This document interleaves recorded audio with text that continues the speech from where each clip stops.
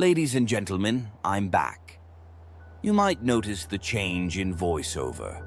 A lot of things have happened in my life, and I abandoned the channel for the time being. But now I'm back, and I want to upload more regularly. I will try to improve the quality of the videos, so if you guys like them, expect more from me from now on. During this time, apart from Genshin Impact and other story-driven games, I've been getting into Wuthering Waves as of late. I want to bring you a condensed summary and explanation of the main story before version 2. We will only go over the events of the main quest, big event quests, and the character quests, as they are the most significant. If I were to include the side quests, we would be here forever.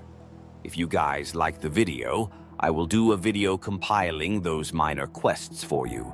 Without further ado, let's get started. Before we try to understand the first scene of the game, we have to be aware of a couple of concepts. The characters with powers in this game are called resonators, and they are able to manipulate a type of energy called resonance energy through a shiny mark on their body, named a tacit mark. This type of energy seems to be the catalyst for everything that happens in the game. The first scene of the game seems to take place in space, in a place that looks like a black portal, most likely made of resonance energy, in the form of a tacit mark. On the other side of the portal, there appears to be an eclipse going on, which is strange, and we currently don't know what's happening with that. In front of the eclipse, there's a goddess facing our playable character. She seems to be able to open a small rift in his chest and retrieve a weird sentient echo called Abraxas. Create a tacit mark on her hand where she stores the echo and push him away while she ends up being trapped by the black portal. She seems to be familiar with the playable character because she gives him a sad smile as she gets absorbed. The playable character, whom we will call the Rover, ends up falling into some sort of upside-down sea, and when he surfaces, he sees Solaris 3, where our adventure starts. We don't know what happened between the first scene and the next one. The Rover could have fallen from the upside-down sea into Solaris, or many other things could have happened in between. We have no confirmation on when that first scene takes place, but it could have taken place many years before the events of the game, because it is revealed later that the Rover has been roaming Solaris 3 for a long time. The next scene shows us waking up in front of Chixia and Yang, two other resonators. We're outside the city of Jinzhou. The Rover seems to have some sort of amnesia and appears to come from outside of Jinzhou, but that's all we know. Another resonator named Baishi knew he was coming, but apparently the Rover shouldn't have amnesia. Chixia and Yang decide to call him Rover for the time being, and we set out to find Baishi. During this trip, we come across a statue that shows us visions of the Sentinel of Jinzhou, which is a big yellow dragon named Jue. Solaris 3 has many nations, and the one we're currently in is named Huanglong. The nation of Huanglong has 6 big cities, and each one has a sentinel, which is tasked with defending the city and the outskirts from monsters. Sentinels aren't exclusive to Huanglong. Other nations also have them. Also, there's an appointed resonator who is tasked with communicating with the sentinel. Jue's appointed resonator is Jinshi, and she is also the magistrate of Jinzhou. After that, we run into Beiji in a tacit field. Tacit fields are zones that have a lot of resonance energy, and from which monsters called tacit discords or TD emerge. From this tacit field appears a tacit discord named the Crownless. We defeat it. Sometimes when a tacit discord is killed, we can capture its echo using something called a terminal, which every resonator has, and use it in battle like in Pokemon. However, our terminal seems broken and we're not able to capture it. Abraxas, or Abby as she will be known in the future, then says she's hungry and absorbs it through the Rover's tacit mark. At this point, no one knows what's going on. Abby hasn't revealed herself yet, and it's highly unusual to do what the rover just did. We also get another vision of another TD named the Dreamless. Yang remembers from a history book that a celestial being commanding something called Jiang Kun's boundless power divided the sky from the earth and created Huanglong and probably all the other nations. And Chichixia speculates that the rover might be related to that celestial being. They are interrupted by a message from Jinshi, welcoming visitors to the Moon Chase Festival and saying she looks forward to meeting the rover. She wants to help him in his journey. We head into the city, but we see a character named Camellia spying on the rover. We'll talk about her later. Once we're in the city, we register our terminal and run into Sanhua, Jinshi's bodyguard. She tells us something bad happened, gives us some items that are symbols from the rover's past, and asks us to research them. Then she gives us terminal utilities and a pass to travel freely across Jinzhou. After that, we go to the academy to do a medical checkup and run tests on the items given to the rover by Sanhua. They run some combat simulations, but something goes wrong and we have another vision of a strange moon and the Dreamless. Another resonator named Mortefi tells us that the sundial, one of the items given to the rover, is a puzzle that has a paper scroll inside. We pick up a piece from his lab to help repair it. We were also given a mangosteen with a leaf struck by the wave-worn phenomenon, which is related to resonance energy and a consequence of the lament. We were also given a sugar pearl that contained a 20-year-old vaccine for the Nova Fey disease.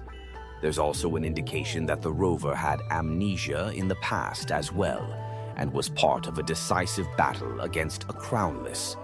He was victorious, and that marked the founding of Jinzhou.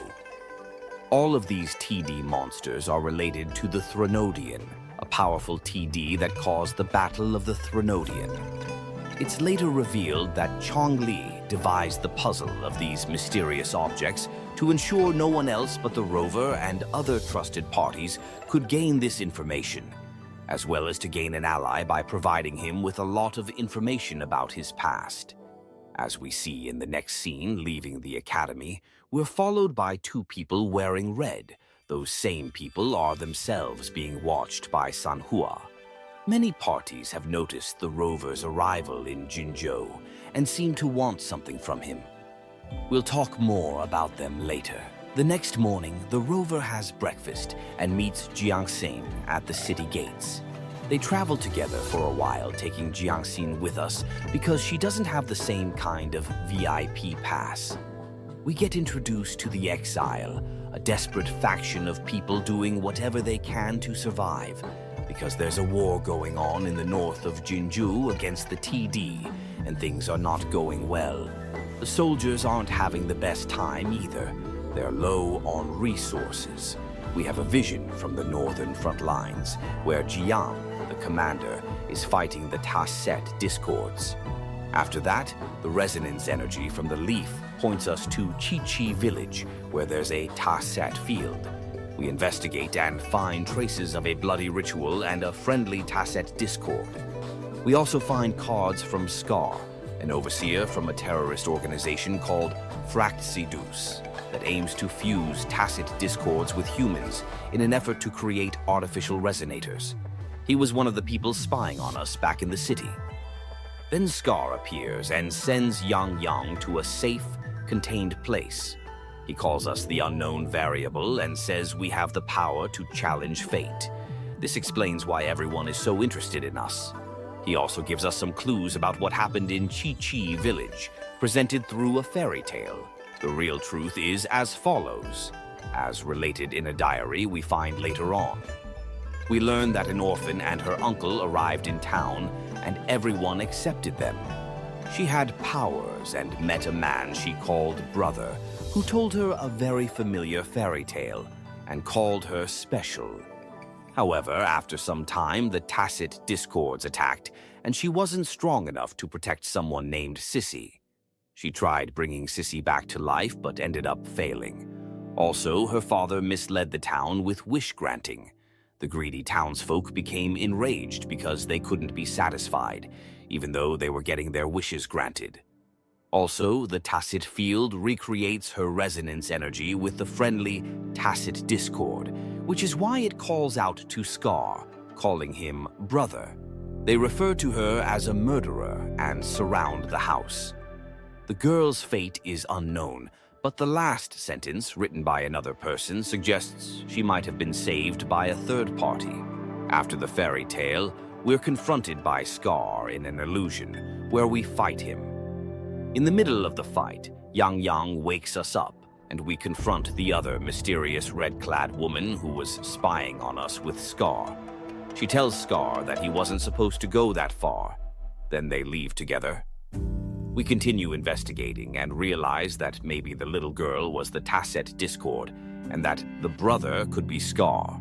We get stopped by Yang, who says she's uncomfortable after everything we discovered in Chi village.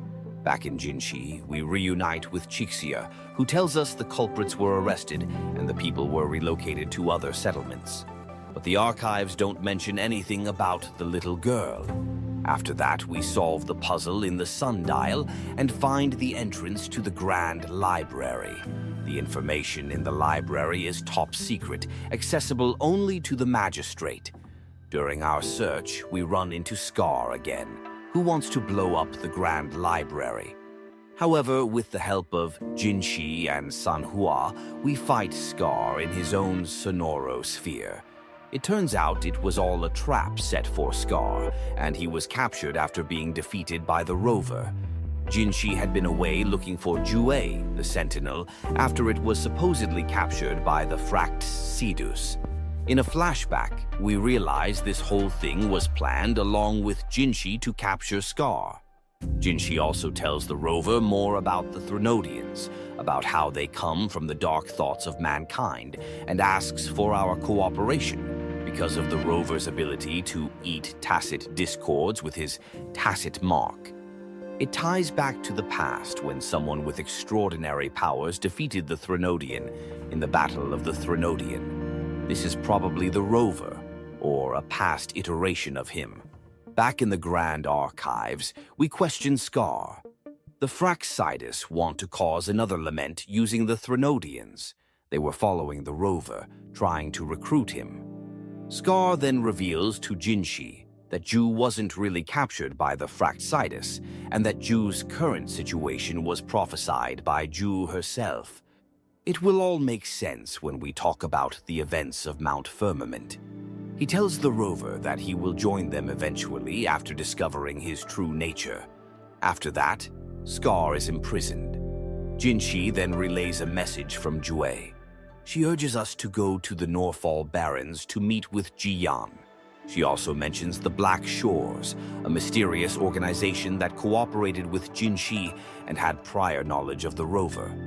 They're recognizable by their symbol, a black bloom, and we can use it to identify members of the organization. When we grab the black bloom, we get another vision of the rover with Jue, but in this one, the rover has a black bloom on his lapel. This means that they were past allies, and the rover should seek them out for information. Then the rover leaves, and Jinshi and Sanhua discuss Changli. Changli calls Jinshi and tells her that she's fine after being ambushed by the Fract Sidus, and that everything is going according to Jue's prophecy. Jinshi tells Changli that Scar mentioned Jue, and she would have to fight one day. This will also make sense when we talk about Mount Firmament. The next day, we meet with Yang and Chixia and tell them what happened at the Grand Library.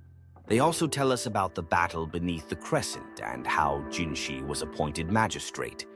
The Throdonian, named Overthrax, transformed fallen soldiers into Tapset discords. The former commander, Yinlin, fought the threat. Twin moons aligned, and Yinlin was winning until the retroact rain began to fall, transforming the Tacet discords into frenzied monsters. Yinlin consumed his body with black flame fighting the Throdonian, and he was never seen again. Jiyan led the retreat and was later appointed commander, while Geshu-Lin was blamed for losing too many lives. After that, Jinshi was appointed magistrate of Jinzhou. We go around Jinzhou trying to learn more about the Black Bloom. Verena tells us that the plant has overflowing resonance energy and makes a copy of it to lure members of the Black Shore. Then we follow some black floral remains until we find Camellia and briefly fight her. We question her, and she reveals she's part of the Black Shores, but not fully aligned with them. Then she mentions something called the Tethys system, and that she can't wait to see how we develop from now on. After that, Camellia escapes, and we go back to Yang Yang and Chixia. We come across more Black Shores members, Alto and Encore. They talk about their boss, likely the shorekeeper, calling her an ancient being, the will of a star, and the reverberation of everything in this world. We go with them to a Court of Savantai facility to explore. The Court of Savantai is a mysterious scientific organization that specializes in mechanical inventions and research into resonance energy and phenomena.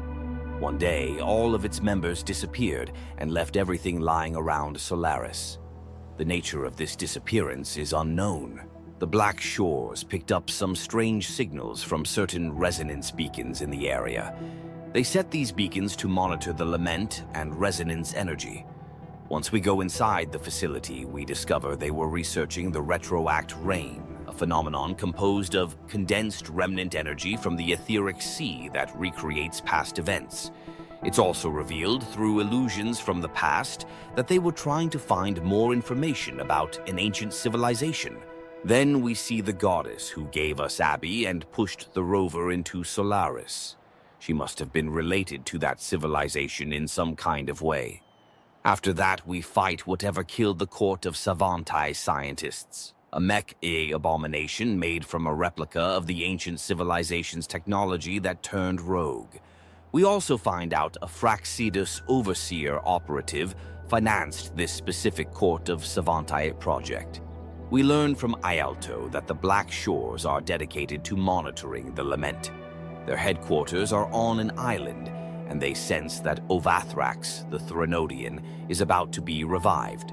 They also say the rover has been awakened multiple times in Solaris, and was once reawakened on the Black Shores island. Just then, the retroact rain begins to fall on the Norfall Barrens, and Jiyan sees a vision of Geshu-Lin, who seems a bit bloodthirsty. The conditions resemble those of the battle beneath the crescent.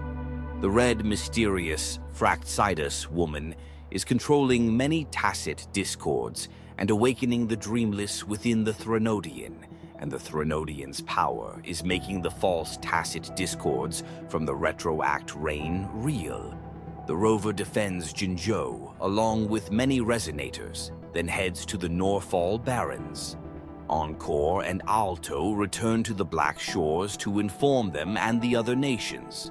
We use a big laser gun to open a hole in the Thronodian's shield and push into the core, which looks like a moon. The core generates a crownless, and when we defeat it, it gets absorbed and turned into a dreamless, the same one from the visions. During the fight, the rover absorbs some frequencies from the dreamless, gaining the power of havoc, another element. The rover and Jiyan defeat it, and it activates a self-destruct attack, but Abby absorbs the energy. The Thronodian is defeated. The first main quest ends at this point. Chronologically, the Jiyan character quest comes next. The Riverside games begin, and we form a team with Jiyan and 2 other participants. Something goes wrong, and the TD used in the games goes haywire. We secure the area and investigate. The tacit discords are guarding a sonorosphere. We learn that sonorospheres are illusions made from memories in a different realm. We learn what happened in a past Riverside Games event where Jiyan participated in the winning team from 10 years ago. A TD outbreak happened after those games, and recruits were sent to contain it. It was eradicated at a heavy price. Jiyan's companions, as well as many others, were killed. The sonorosphere trapped the frequency of those who died that day. Jian and the rover liberate them and take a sample for the Academy. Then Jian pays homage to his fallen comrades. The next quest is the Yinlin character quest. We learn more about the Seance Society, which can make perfect robotic replicas of different people. Yinlin has been infiltrating this society with the goal of bringing it down. The head of this organization is called the Doll Maker, and he has ties to the doll makers, likely a broader network. Carrying out the doll maker's bidding, Yinlin captures the rover, and the Seance Society takes him to their camp. She didn't really betray the rover, she was just playing her part to infiltrate the society further. The doll maker is trying to revive Yinlin's parents, who were his mentors. They died, and the doll maker took Yinlin in and helped her create her own doll, Zapstring.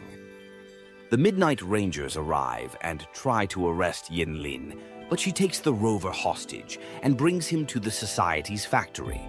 There, we gather evidence against the doll maker, including his ties to the Fract Sidus. The doll maker intends to use the rover to revive his parents, using Fract Sidus's dangerous methods and overclock-inducing puppets. We stop the doll maker and capture him for the patrollers, but not before Yinlin makes an early escape. The doll maker had infiltrated her into the patrollers, but later had her records deleted, so she's no longer recognized. That's why she lives in hiding. At the end, we meet Yinlin one last time, where she reveals that the doll maker tried accessing the rover's memories, but couldn't do so without risking insanity. She also hints at something deeper going on. We'll see if anything else happens with the Seance Society, or if it's just the Fract Sidus. I think we'll skip the Ling Yang quest because his story quest is not really all that relevant. It's just about the Jingle Beast. Ling Yang is part of a race of beasts called the Swanese that can be resonators just like humans. However, they are going extinct, and Ling Yang might be the only one left. The only interesting implication is that one, and the rest are kind of irrelevant. After all that, we meet with Qixia and Yang Yang. We discuss what happened with the Dreamless and Abby. We speculate that Abby might be a foreign echo that can talk and is stored inside the rover's body instead of a terminal like other echoes. It seems to have a symbiotic relationship with the rover called convergent codependency, meaning he can actually use the energy she gets from consuming tacit discords and Thronodians. We also finally named her Abby, short for Abraxas. Several days pass after that. The rover has a dream of the time Jue came to Mount Firmament to stop an attack on the city of Hongzhen by the tacit discords. She created a barrier that stopped the flow of time, protecting the inhabitants within. However, this had bad side effects, which we'll explain later. A man tells the rover that going to Mount Firmament is dangerous for normal people because they get lost in the mist. We also speak with Sanhua, who tells us that Jinshi is weakened due to the deteriorating state of the Sentinel, who is still missing. We need a wayfinder to guide us through that dangerous land, so we meet her at the port. It turns out that the wayfinder is actually Changli. She tells us that time works differently in Mount Firmament, that one day there is equivalent to 10 days elsewhere. She also says we were there in the past and managed to traverse Mount Firmament without suffering the effects of abnormal time.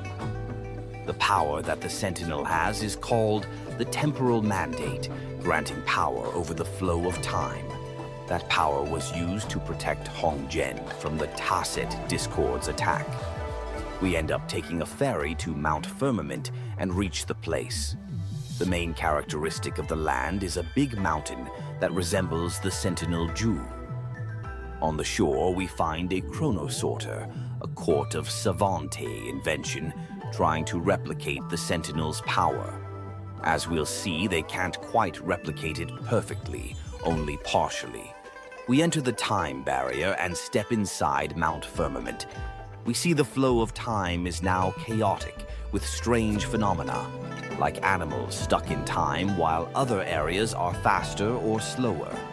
This is called a temporal disruption, and it could threaten the entire country. We go to the city and realize that we were there when the attack on Hongjian happened. We also find Xinyi, the mayor of the city. She tells us that Jinshi was there previously, heading toward Truth Seeker's Pass to rescue the Sentinel in Mianlong Chamber, where it was attacked by the Fractsidus. We follow in her footsteps, defeating tacit discords that were used as defenses for the court of Savantai facility. We find records indicating that Sentinel Jue has something known as frequency loss, which is eroding her temporal mandate and making her weaker. In the past, the rover worked with the court of Savante to try to solve this, but nothing came of it. That's how the chronosorter was developed. During that research, it was discovered that the only way to solve frequency loss is to have a very powerful resonator undergo a second awakening during battle in order to transfer the temporal mandate and restore the power entirely. Also, the rover must be present when that happens to give the order to the Sentinel. He apparently used to be Jue's master. That's the prophecy mentioned before. Jinshi is the appointed resonator chosen by Jue to fulfill the prophecy of fighting her in combat. We then find Jinshi. We move on, but the Fractsidus attack our group. Changli stays behind to fend them off while we continue. We return with the key to open the Mianlong Chamber, so we go back to the city. Xinyi tells us that the Fractsidus wanted to use sabotaged chronosorters to clash with the Sentinel's frequencies, weakening it. Then they formed a force field to keep the Sentinel suppressed. We advance toward the Sentinel and begin breaking the seal. We also get Jinshi's backstory. She died on Mount Firmament when tacit discords attacked her and her mother, but the Sentinels sensed great potential in her and rushed in to revive her. Then it took her to Jinzhou and made her the appointed resonator, meant to rule Jinzhou and eventually restore the temporal mandate. When we break the seal, Jue first addresses us as Lord or Lady Arbiter, indicating that our presence means something important is about to happen. Then Jue addresses Jinshi. She explains that Sentinels are meant to be immortal, but she sustained injuries a long time ago and used the chamber to extend her lifespan. If Jue dies, Mount Firmament's conditions would spread across all of Jinzhou, making life impossible. Jue's plan is to freeze time in all of Jinzhou to allow future civilizations to find a solution. Jinshi, however, won't accept that and prefers a riskier plan. She wants to fight Jue, as the prophecy foretold, to trigger a second awakening of her resonance power so the rover can order Jue to transfer the temporal mandate to Jinshi and restore normal time. Jue warns it's dangerous, as Jinshi's power is smaller than Jue's, but Jinshi is willing to risk her life. Jue then flies to the top of Mount Firmament, where she sets up a special sonorosphere that only the rover can open. We begin fighting Jue there. Together, we manage to defeat Jue and trigger Jinshi's second awakening, giving her the temporal mandate with the rover's authorization. The plan works, and now Jinshi has the temporal mandate. Jue answers some of the rover's questions. We learn that he is Jue's past master and arbiter, that he helped establish Jinzhou, and that he tasked Jue with protecting it. We ask why the rover lost his memories, but Jue doesn't know. Jue also notes that Abby is similar to Jue, which is intriguing. Jue tells us to go to the Black Shores for more answers. We then see Frolova, the Fractsidus member responsible for the recent war against the Throdonal, with another Fractsidus operative who looks like a monster. She says killing Jue doesn't matter. She got what she needed about the second resonance awakening, which will allow her to create artificial resonators at will. She also wants to break Scar out of prison. That ends the main quest of Mount Firmament. After that, there's the Changli story quest, which I won't go into detail about because it doesn't add many major story details, only that the rover traveled the land many years ago, and that the big circular ruins are essentially a giant chronosorter prototype. Next, we reach the Moon Chase Festival.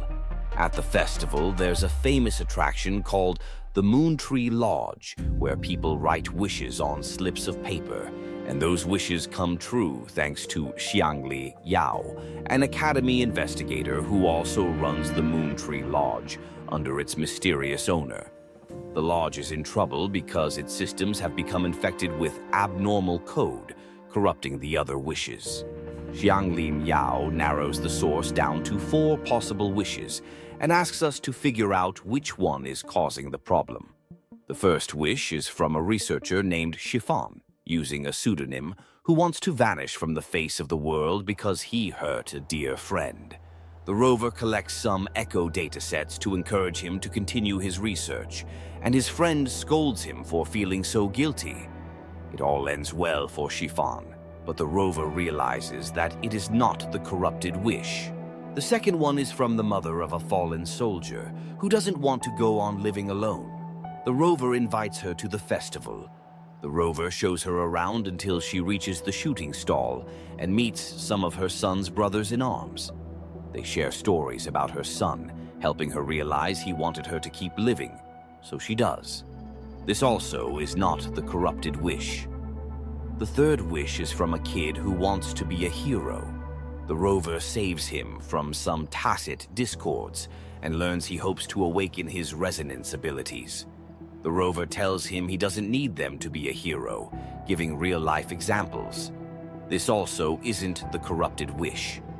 On our return, we find one of the robots corrupted, which transforms into a sonorosphere, triggered by the corrupted wish.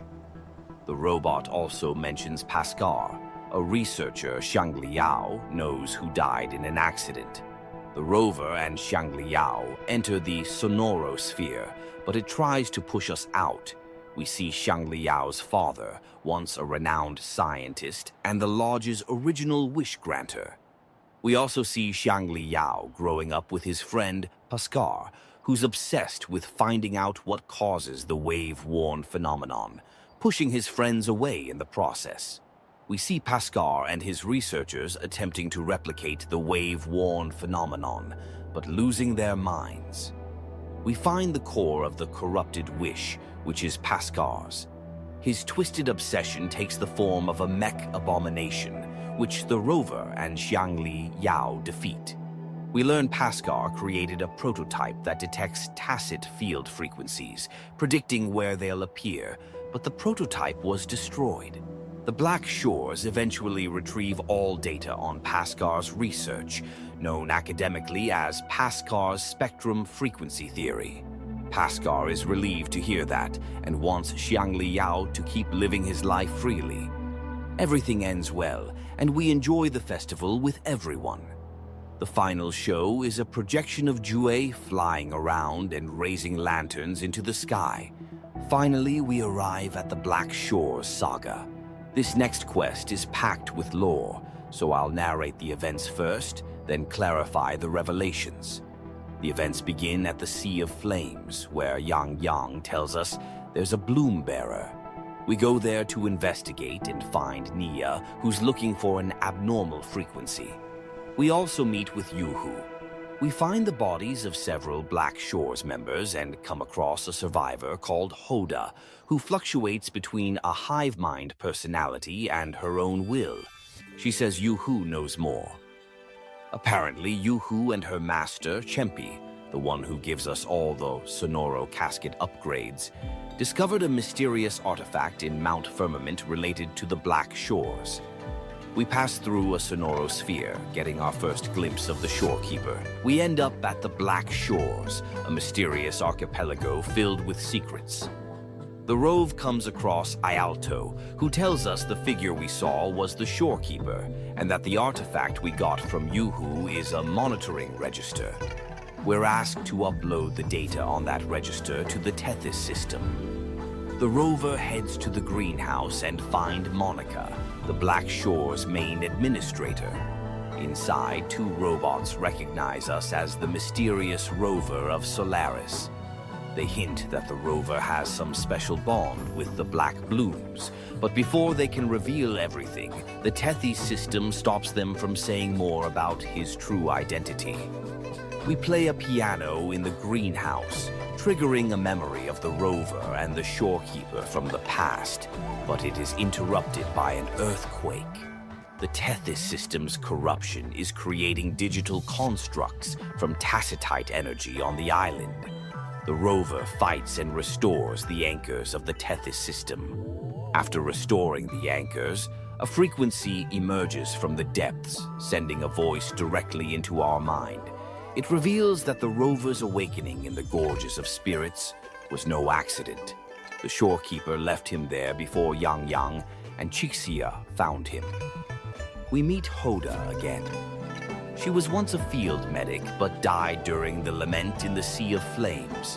What we see now is a digital construct caused by Tethys system corruption.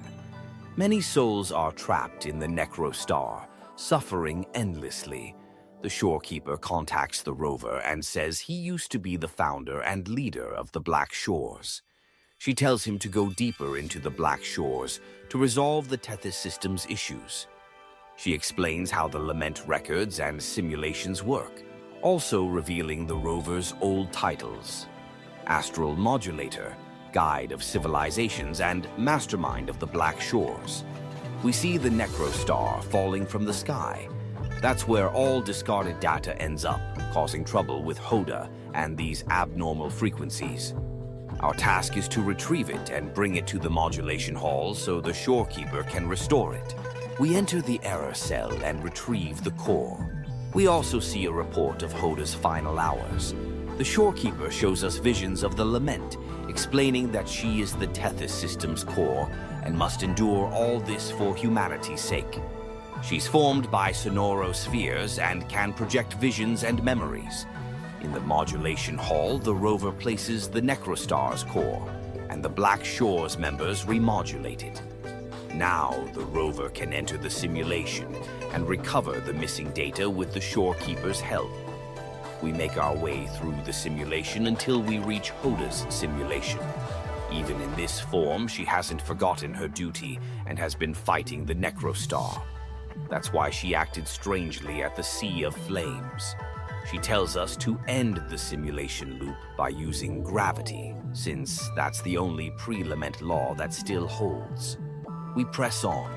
During the chase, a black hole pulls us in, but the shorekeeper grabs us in time and falls into the Necrostar herself. The Tethys system's main directive was to use the rover as its core, with a secondary directive to use the shorekeeper if necessary. The shorekeeper still appears to us as a projection of sonorospheres, but we want her to have a life of her own. With top-level access, the rover goes back for her. She's trapped in the Necrostar's black hole, where one falls indefinitely. The Black Shore's staff send the rover to the Tethys system's temporary data cache. Using his access, he attempts to eject the shorekeeper, but the system deems her sacrifice worthwhile. In the 10,000 years since the Black Shore's founding, they've prevented 300,000 regional lament incidents and 5 global laments. The system sees the shorekeeper's sacrifice as necessary. Still, we push onward. We forcibly eject the core. The Tethys system shows us simulations of a future without it, but we stand firm. The shorekeeper shields us from the system's attacks. We reach the data torrent where the core is. The Tethys system initiates its master command, forming a data robot to attack us. The Rove overpowers it, but the system isn't finished. It triggers the third contingency protocol and tries to format the shorekeeper's memories. The rover keeps fighting, stopping it with Abby's help. That effectively ends the quest. The core is replaced and is now a special frequency, similar to the lament but far more harmonious. This will let the Black Shores continue monitoring the lament without relying on the dangerous Necrostar or trapping the shorekeeper.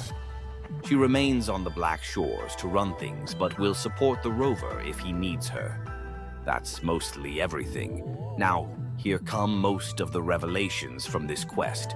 Firstly, it was the rover, the one that founded the Black Shores. He created it to protect humanity from the lament through technology and data. The Tethys system can thus monitor Solaris like no other organization. However, it needs a core that understands human emotion, a role only the rover or the shorekeeper can fulfill. The rover couldn't accept that burden, so he wiped his memory and left the Black Shores, hoping to find a different solution to the lament, leaving the shorekeeper behind as its caretaker. Also, Abby is still largely unknown to the shorekeeper. She can sense frequency, but even the shorekeeper can't fully grasp her nature. She also seems to be a bit wary of her. This is quite interesting, and I am sure it will come into play sooner or later. Finally, the only remaining topic to discuss is the Camellia story quest. The key takeaways of that quest is that her hometown was destroyed because of her overclocking. The rover and the Black Shores took her in and trained her to use her powers. She was once called Lady Flora. When the rover chose to erase his own memories, Camellia did the same out of loyalty. Now she's Camellia, and she's instinctively drawn to the rover. She suffers greatly from overclocking but stays carefree about it. Together, the rover and Camellia uncover her past, and when they do, she reaffirms her devotion to him. That is mostly everything. I skipped a lot of details because this game's amount of content is enormous, and it would be a very long and boring video if I included every single thing. I will be making a video on the Riverside storyline and the Somme Noir material, which I find particularly intriguing. Subscribe and click the notification button to be informed when those videos come out. Also, please like this video if it helps you understand the story a bit better. See you in the next one.